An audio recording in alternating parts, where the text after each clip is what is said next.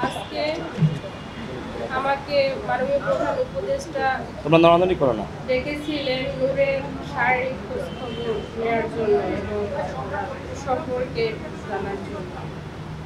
তো তার সে ওর বর্তমান শারীরিক অবস্থার খোঁজখবর নিয়েছেন এবং এই ঘটনার যে ন্যাক্কারজনক হামলা ওর উপরে হয়েছে তার আইনগত দুঃখ প্রকাশ করেছেন এবং আইনগত ব্যবস্থা নেওয়ার আশ্বস্ত করেছেন।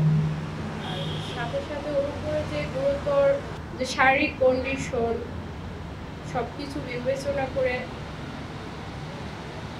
বিগত দিনেও যে তার উপরে আর এখন বর্তমান অবস্থা সেটার উপরে বিবেচনা করে ওকে বাহিরে উন্নত চিকিৎসার ব্যবস্থার ব্যাপারে তারা আশ্বস্ত করেছে। এটুকুই বলার জন্য।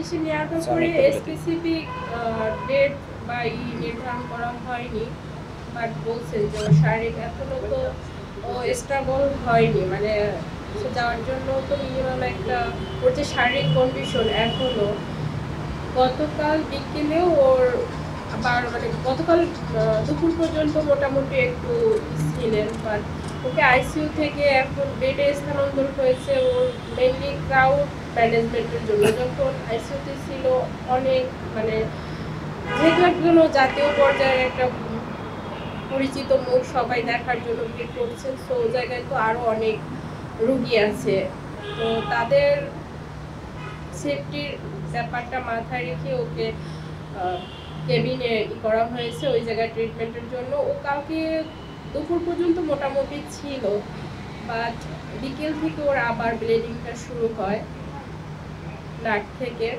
আর রাত 12টার পরে আবার বমি বমি মানে ওর যেহেতু আপনারা তো জানেন যে ওর যেহেতু ব্রেইনে হ্যামারেজ, তো ওই জায়গা থেকে আর আজকে দুপুরেও মানে আজকে সকাল থেকেই ওর একটু অস্বাভাবিক, মানে ও হয়তো আগে তাকাতো বা পরিচিত কাউকে দেখলেও কথা বলতে চায় বা চাইতো, বাট কথা বলতে গেলেও হঠাৎ করে স্ট্রক হয়ে যাচ্ছে, কথা বলতে ওভাবে পারতেছে না।